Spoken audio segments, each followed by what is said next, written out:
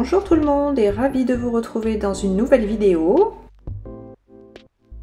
Je vais vous montrer aujourd'hui comment j'ai préparé l'arrivée du mois du Ramadan. Alors vous allez voir que ça a été très simple, j'ai fait vraiment le minimum syndical comme on dit. Pour commencer, j'ai entièrement nettoyé le four qui était plutôt bien sale, donc ça au moins c'est fait, j'aurais plus à y penser au moins pendant un mois. En plus ça fait vraiment partie des tâches ménagères qui sont assez longues et fastidieuses, donc ça c'est fait. Tant que j'étais en train d'utiliser ce produit mortel que je déteste utiliser, mais bon, à un moment donné, on n'a pas le choix, j'en ai profité pour nettoyer le fond de mes poêles. J'étais curieuse de savoir quel serait le résultat. J'ai laissé poser le produit sur tous les éléments et l'intérieur du four pendant à peu près une demi-heure, une heure. Et pendant ce temps, je me suis occupée de dégivrer le congélateur qui en a toujours besoin, décidément. Alors c'est casse-pied hein, parce que je dois le faire à peu près tous les 2 mois.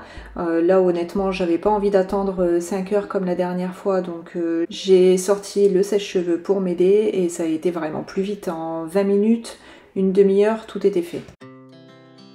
Le produit est resté posé à peu près une demi-heure sur les poêles. Je viens verser de l'eau bien chaude pour enlever le produit et finir de décoller toute la crasse.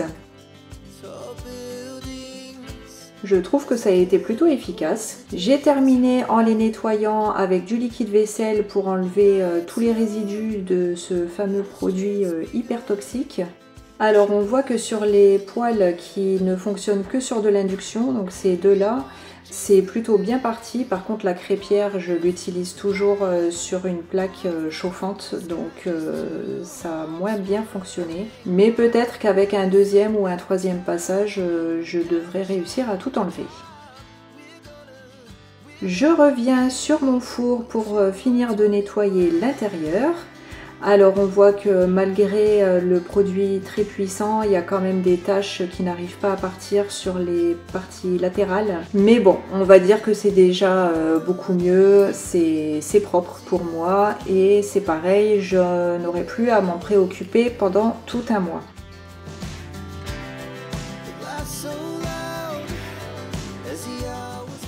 Donc vous voyez, finalement je suis pas partie dans un big nettoyage de toute la maison. J'ai juste voulu vraiment m'occuper du four et du congélateur parce que ça c'est vraiment deux grosses corvées. Ça c'est fait, j'ai plus à m'en occuper. Je profite de mon appui de fenêtre pour faire sécher les grilles et la plaque au soleil. En plus ici c'est un petit village, on a rarement des problèmes de vol ou des choses comme ça, donc ça risque rien honnêtement. Revenons à notre congélateur, donc je nettoie tous les tiroirs avant de tout remettre en place.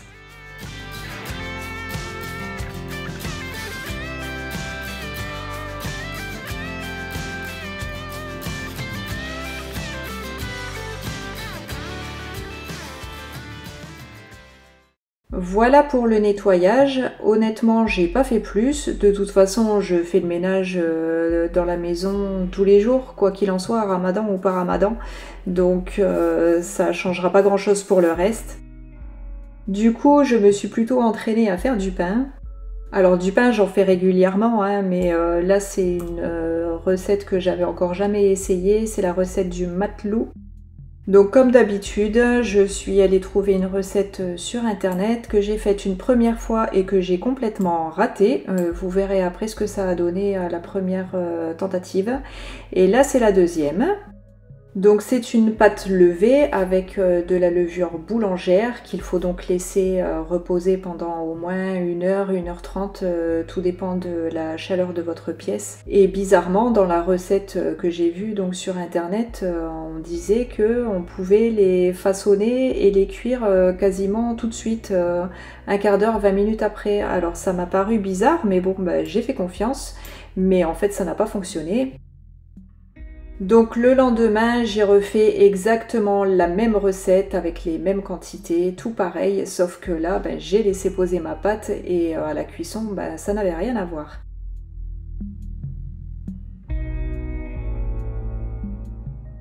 Alors la particularité du pain matelot, c'est que la pâte doit être quand même très, très collante pour pouvoir avoir au final un pain bien moelleux.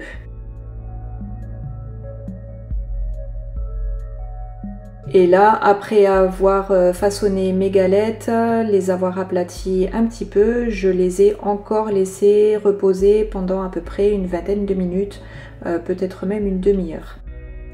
Ensuite, je viens les poêler et là, j'ai tout de suite vu la différence, c'est-à-dire que le pain a gonflé quasiment immédiatement. Il y a des petites bulles qui se sont formées quasiment sur toute la surface du pain. Vraiment rien à voir avec le résultat que j'avais eu la veille.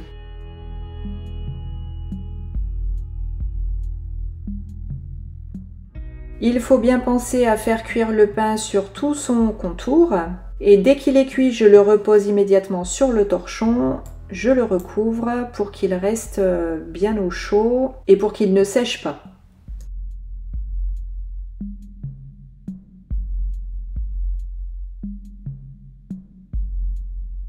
Alors franchement, la deuxième tentative a été bien meilleure que la première.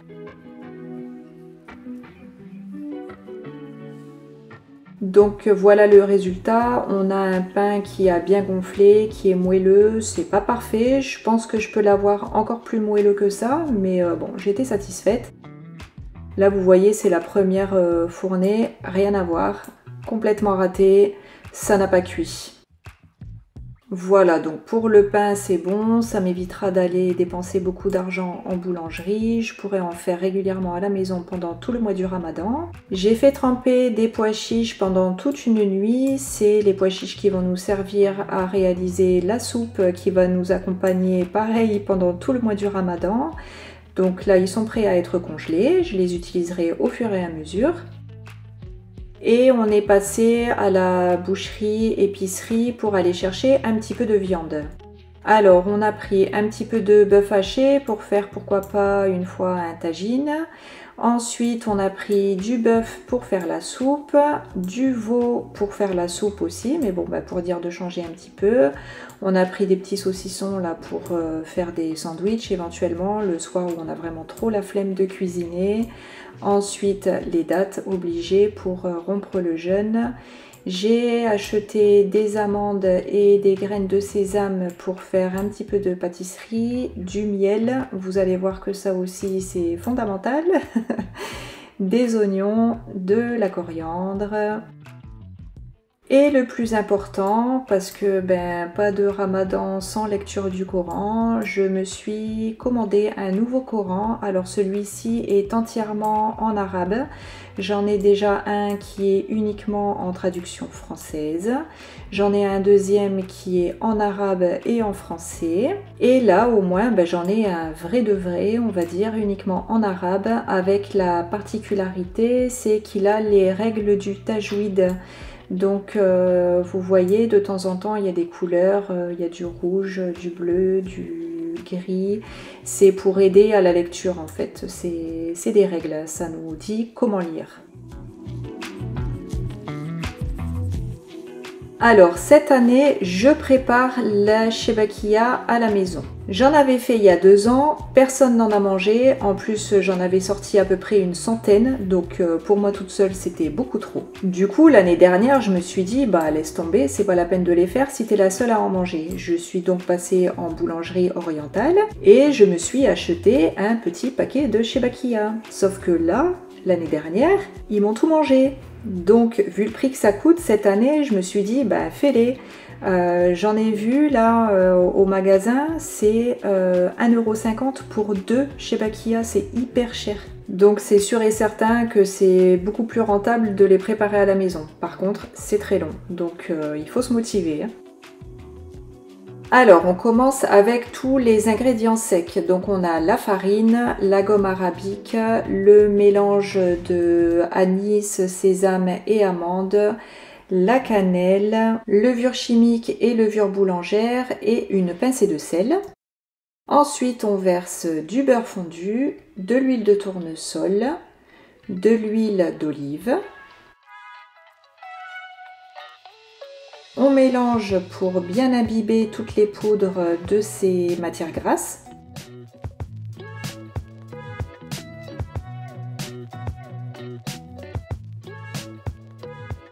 On rajoute un jaune d'œuf, un filet de vinaigre et enfin on va ramasser la pâte en ajoutant de l'eau additionnée d'eau de fleur d'oranger jusqu'à obtenir une boule.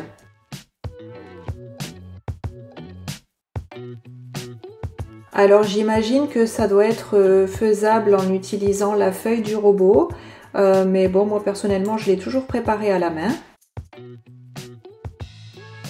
Au final, on doit avoir une pâte qui reste quand même assez ferme. On vient la filmer avec un film alimentaire. On va la laisser reposer à peu près un quart d'heure, juste le temps de tout nettoyer, parce que faire de la pâtisserie c'est bien, mais ça en met partout.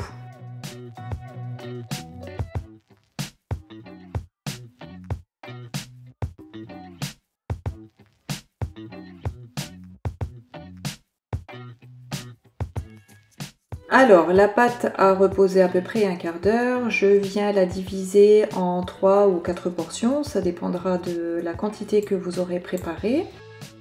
Il faut toujours bien prendre soin de les filmer pour ne pas que la pâte ne commence à sécher avant de la travailler. Sinon, on va avoir des gros problèmes par la suite. Dans un premier temps, on étale chaque portion de pâte en une forme de rectangle. À ce stade, la pâte n'a pas vraiment besoin d'être très fine et la forme de rectangle n'a pas non plus vraiment intérêt à être hyper parfaite. C'est juste pour faire un premier pliage. Le pliage est très simple, hein, comme vous voyez sur les images. Une fois que j'ai fini avec mon premier pâton, je viens faire exactement la même chose avec le deuxième et le troisième en remettant bien à chaque fois au-dessus le film alimentaire.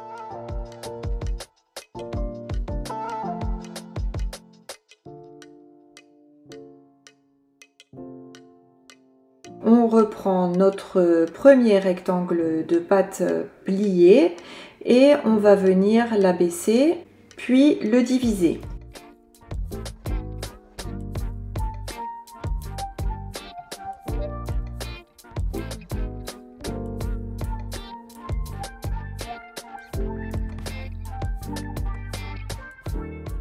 Ne vous embêtez pas à l'étaler trop finement, ça ce sera dans la prochaine étape.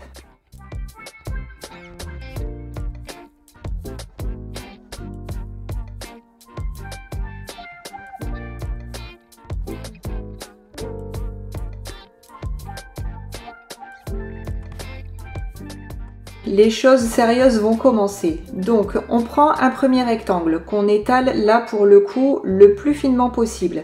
Selon les goûts de chacun, on abaissera la pâte plus ou moins finement. En fait, ça c'est vraiment comme on préfère. Moi j'aime quand elles sont un petit peu épaisses, donc j'insiste pas trop sur le rouleau.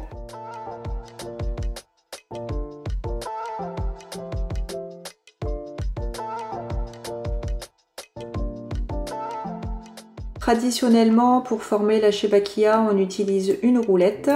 Donc dans un premier temps, on vient bien égaliser les bords pour avoir un rectangle parfait. Ensuite, on pratique 4 entailles à l'intérieur sans couper de bord à bord et on coupe à la cinquième.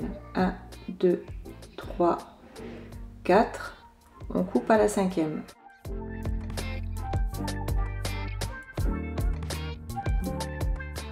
Alors vu que ça faisait 2 ans que je les avais pas faites, j'avoue que je me suis un petit peu galérée avec les premières. Il a fallu que je me remette un petit peu dans le bain du façonnage.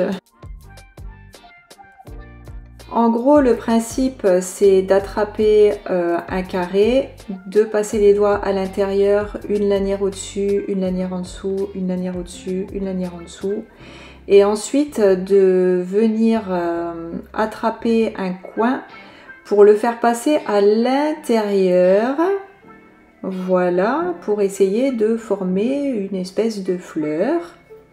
Mais en fait, des techniques, il en existe plein.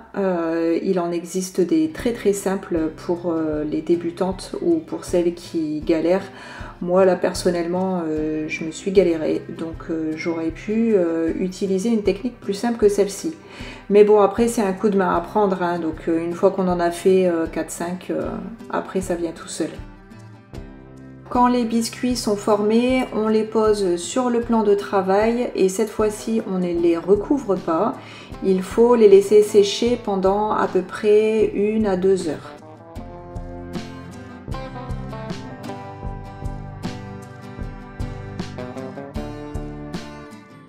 Et pour la dernière étape, donc l'étape de la cuisson, il va nous falloir un bain d'huile, un grand saladier avec beaucoup de miel et une passoire posée sur une assiette creuse.